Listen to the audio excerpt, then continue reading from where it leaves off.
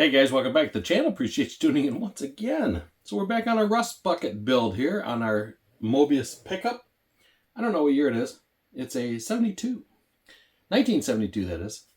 So we're getting this all rusted out. So I'll show you here in a minute. We painted the frame and we're going to do some shocks. Man, I want to just put some rusted out shocks on it because I see those all the time in these things where the bottom's just split apart. You know, where they're supposed to be steel all the way and just that steel's just gone. There's just a little nub on the bottom. So what we're going to do this, and I'll show you real quick how I'm doing it.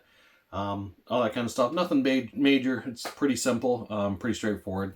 So other than that, let's take you over to the bench and let's get started on it. Okay guys, so we're back at the workbench working on our rust bucket truck. So I'm doing the shocks. I'm going to show you a little, I guess how I'm doing them. I want to kind of rot the shocks out. I see these all the time, even on newer vehicles. So what I'm doing is I want them yellow. But this is pure yellow, and this is the only yellow I have in lacquer. So it's a little too, in the camera it looks kind of orangish yellow, but it's almost like that bright yellow, like yellow, you know what I mean? Sunshine yellow. So I wanted a more of an orangey yellow, so I first painted them with the MCW gloss lacquer. And after that, I did with some pure yellow on top of it. So let me show you what we got going on here. Alright guys, so we're going to start painting these here. I did the Calypso orange on top of the shock.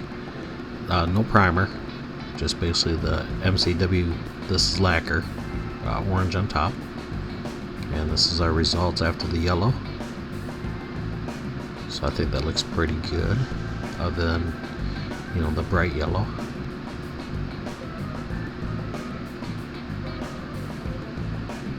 Yeah, so let's do a quick demonstration here. So we're going to start with our orange, and we'll hit it with some of the Tamiya LP8. This is pure yellow.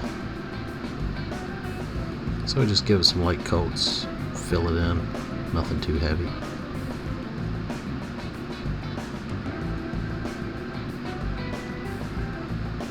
So these are the front shocks.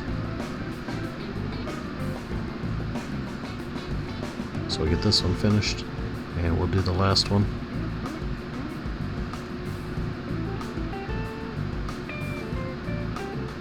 So like I say, just nice light hits, just enough, and you can do it to whatever color, you know, whatever you want it at. So obviously the more yellow you put on it, the yellower it's going to get. And just like that, turned out pretty good. So we're going to let these sit, and we'll get them cut up. Okay guys, so we're back on this. So we got this painted. That turned out pretty nice. So we used our Tamiya flat black, and that was flat black LP3. So it worked out pretty good. So in addition, since the last time, I did put the tie rod on it, and the other steering arm, like with the sector shaft up here, and the arm that goes up to the gearbox. So that is all done. So I'm going to rust this out and let it set probably overnight. So I thought, you know what, I want to put some nasty looking shocks on these, because I always see these shocks where the shock itself is like, this part just rotted right out.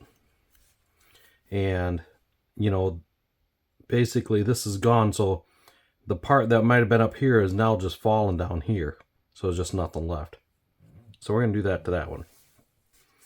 So before I get too far, I have to make sure I keep the right length. So before I cut the other one, I had to make sure they're the same size, and you got to keep the orientation correct, because you got this flat part here and this angle. So these are the back shocks. So the flat part's going to go down here, and the angle's going to come up here. So we just got to make sure we keep the orientation right. So doing this, showed you earlier, painted it with the red first, or the orange first, and then yellow, because I wanted more of a yellowish, kind of orangish yellow color versus just a bright sunshine yellow. And for the rod, we are using the music wire. This is a K&S. This is 0.039. And we're just cutting with a pair of dikes and all that good stuff. So I have a drill bit handy. So these are items we're going to need, and obviously our wire and a good knife. All that good stuff. That's pretty much all we need. And for glue, we are using our super glue, Loctite, my to-go-to. And so we have a piece of wire here, and I have a couple drill bits. So I started originally, I drilled the first bit, put the first bit in, drilled that quite a ways, and then I went to a smaller bit that was the same size as the wire. So, like I say, they're nothing major. Nothing major at all. It's just a shock. But just to show you guys how I did this. So it showed you I went through the paint booth and painted these. So you don't have to keep them the same length either. I mean, you can make it even where there's no rod at all on there. Or like no piece at all. But it gives it something, the rod to stick into. So I just think it's just easier that way. So I basically just took and just picked somewhere. And you definitely want to hang on to that because it'll go that way, that way, that way, that way. And then you'll be on your hands and knees looking for it. So see how that cut on the angle? I'm not worried about that. I mean, that's all right. So we're just going to take and cut this right at that lip. Like so. So we don't care about that piece. So at this point, we're just going to take and drill this out. So what I did this to hold this while I was drilling it. I just stuck it in here. That worked pretty good. You're obviously going to want to get that close as you can to center. You don't have to go too far with it. Don't get too carried away. Just make sure it's in the center. So I'm going to drill this out a little ways. We don't have to go a long ways, just enough to put a hole in it. Something like that. And I see I scratched my paint. I put that orange on pretty heavy. And I probably should let it dry overnight. It is lacquer, but you know, lacquer does take a little bit to dry. So we're going to do the same here.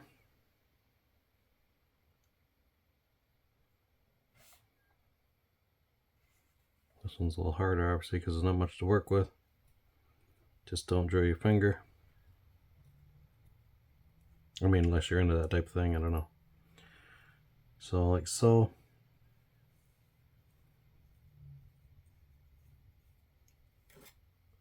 Just like that. Now we're going to change our drill bit around to our smaller bit. That way the wire has something to set into versus just a big gaping hole. Now, that's where it's a little more challenging because you want to get this one pretty straight. Because if you have it crooked, see I have this one all a little bit off.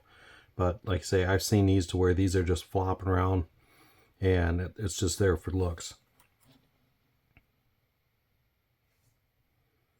So I don't have to do nothing crazy, but it's just enough to get it started, just for the wire to sit into. Just a little bit of a hole. That's all we need right there. Just a little something, something. Okay, do the same thing here.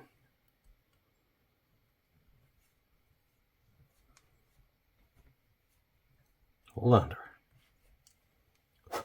Like so. Okay, so now we're going to take our nippers. Just take a piece of wire. And I usually just start it a little longer. Same thing, you're going to want to hold on to it because that's going to go flying. And then this way here, just kind of gauge it to see how far in I went. Obviously you can see we're a lot deeper than we need, we're a lot longer than we need to be. So we're going to cut this back. Watch out for flying objects. I'm sure that went somewhere over there. We'll pick that up later. So now we can kind of measure them out. And I can see we need to go a little shorter. Like I say, I just thought I'd give it some little different look to it. Too short. That probably wasn't my coffee.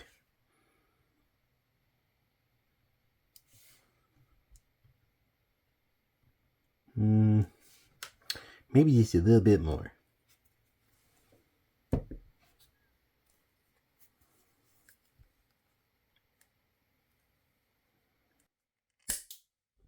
Alright, I'm going to say that's probably going to do the job.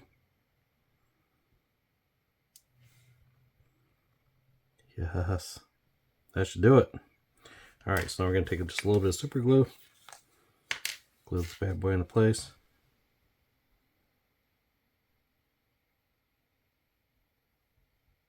Just enough to hold it. A little dab will do you.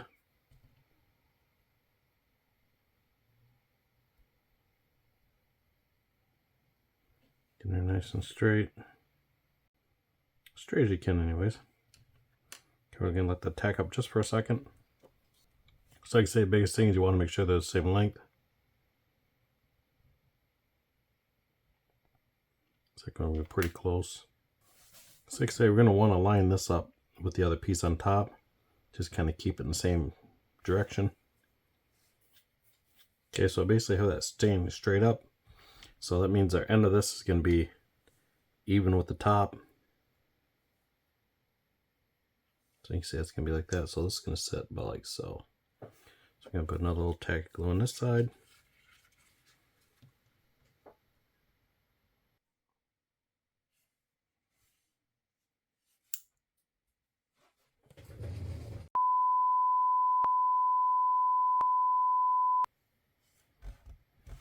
I'm just going to line those ends up.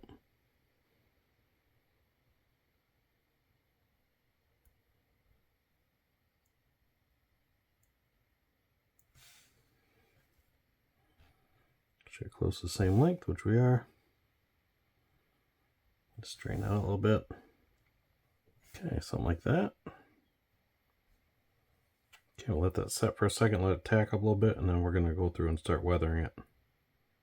Okay guys, so time to rust this up a little bit. Put a little palette down here. So we're going to start off with our dark rust color. That's the Vallejo dark rust. And just take a little small brush.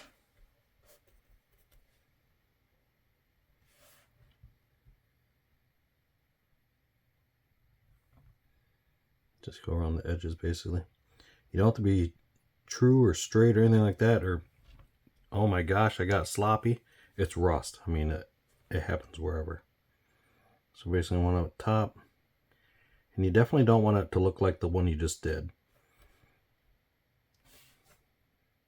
That'd be kind of defeating the purpose. So even if you get heavier on this one, or lighter, however you want to do it. So a spot I kind of nipped it with my fingernail a little bit. We're going to cover that up.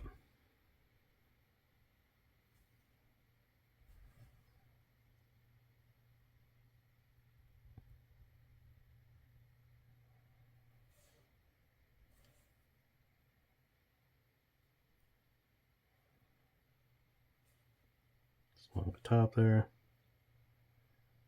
on the bottom. Like I say, there's no rhyme or reason to it. It's a rusty shock, so just make it look however you want it to look. So I'm going to cover this up, so just kind of take my rust down a little bit.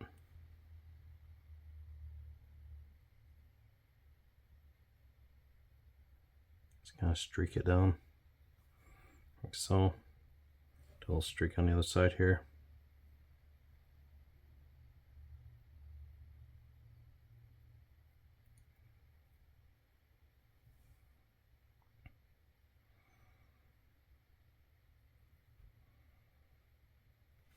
Just no uniform patterns, so something like that. That'll work. I'm going to paint the end here where it goes into the frame. So the first one I did that in flat black, just to save the grace of swapping colors. This is pretty close to black. Yeah, something like that. That's going to be tucked up in the frame anyways, but I don't want to see the yellow on the end. So we're going to leave it like that. Okay, we'll wash this off here a little bit. And then we're going to put some of the Vallejo wash on it. So next we're just going to take the wash. Like I say, this is a light rust, like an oxide color. And this is basically just, I mean, it's like water. So what I did on the last one, I basically just put just a drop on it and just let it work its way in. Kind of like that. Like so. I took my brush and kind of helped it along a little bit. So I don't want it on there too heavy where it turns it completely orange. But I do want to give it that little bit of a little extra characteristic. Something like that. So you got just a nasty rusty shock. Looks pretty good. Alright, so now last step we're going to do is that rod in the middle. That usually stays pretty solid chrome looking just because it's, usually a stainless piece. And that's obviously still working up and down. So we're going to take our liquid chrome effect, just my paint pen. I do have some of this in a jar, and if you guys have obviously the, you know, some of it in a jar or a different brand. Just same thing. Just going to do a little dip with the brush, and we're going to paint that.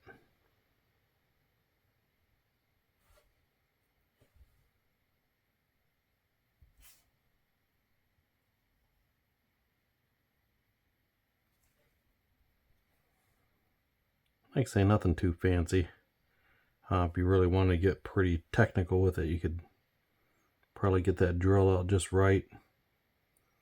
You know, that kind of stuff. Just kind of giving a quick round around. I'm in a hurry on everything, so. The only bad thing I don't like about model tool is if you go back over it, it'll dull it. Okay, there we go. So there we have it. A pair of nasty looking shocks. Guess my brown didn't get too good there, so I'll hit that again while it's still a little bit left on there. Now this is a acrylic, so you can basically wash it with like a water, but I'm actually just using the Tamiya acrylic thinner, the X20, and that's been working pretty good. Okay guys, and there we have it.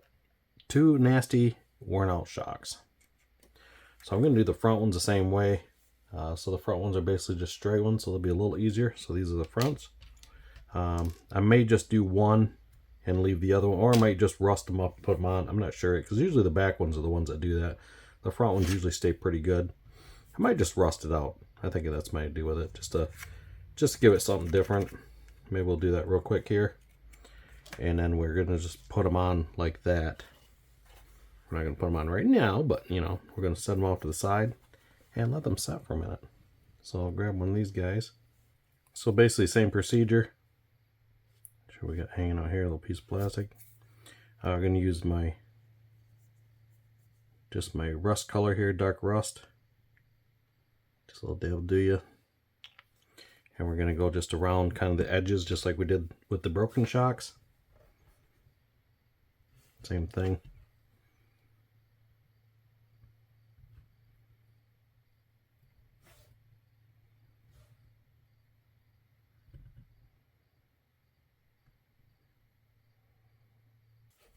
Okay, I'll take and just do a light down.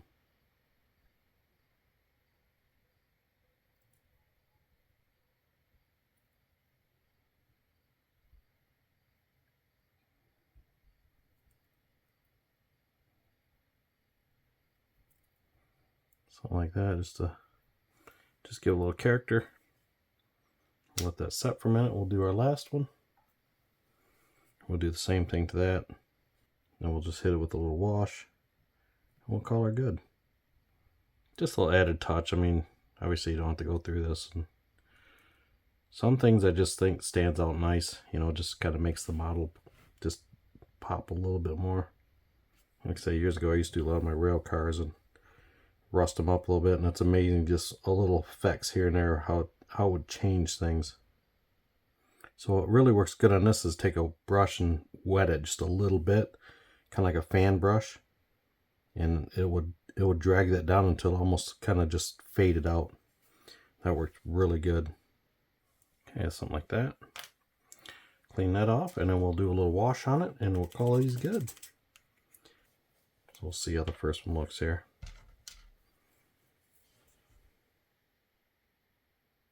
We'll just put a little bit on it. Just a little bit. Like I said, stuff's like just water.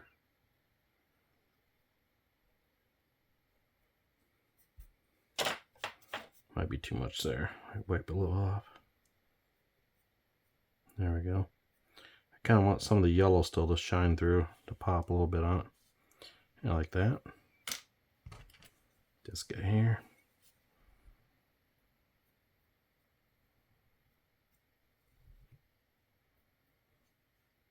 And we'll leave it just like that. Okay, 2 rusty shocks. 4 rusty shocks. Alright guys, I think that's what we're going to do for today. And we'll wrap this video up. I don't want to keep these too long. Next time around, we're going to show some more process on the rusting out the frame. The engine is assembled. So I added some. Okay, it's not assembled. I take that back. I can put that manifold on yet. So what I did is I put some panel line on here to kind of simulate some oil leaks. Because you know dang well this thing's leaking oil somewhere. There's no way this is just out running the roads with no oil leaks. No way. So we did that. I got my belt here. I did just paint the fan. I got the fan and starter sitting here, so these are ready to go on. Fan, starter, and belt. It's here somewhere. I saw it recently, so I know it's nearby. But anyways, that's where we're at with that. So that'll look pretty good sitting in here. Like I say, once I get this all rusted out, that should look pretty good in there. Especially with some cool looking shocks on here. It should all look pretty cool. So in that matter, we're gonna wrap this up for tonight. Alright guys, I appreciate you watching. Like I said, just a little tutorial on here on how I'm doing my shocks. They're probably a better way of doing it. But just something, just kind of dial it up a little bit. I just kind of like the looks of these shocks rusted out. I think they look pretty cool. So this should look pretty good in there, especially with the rusty frame.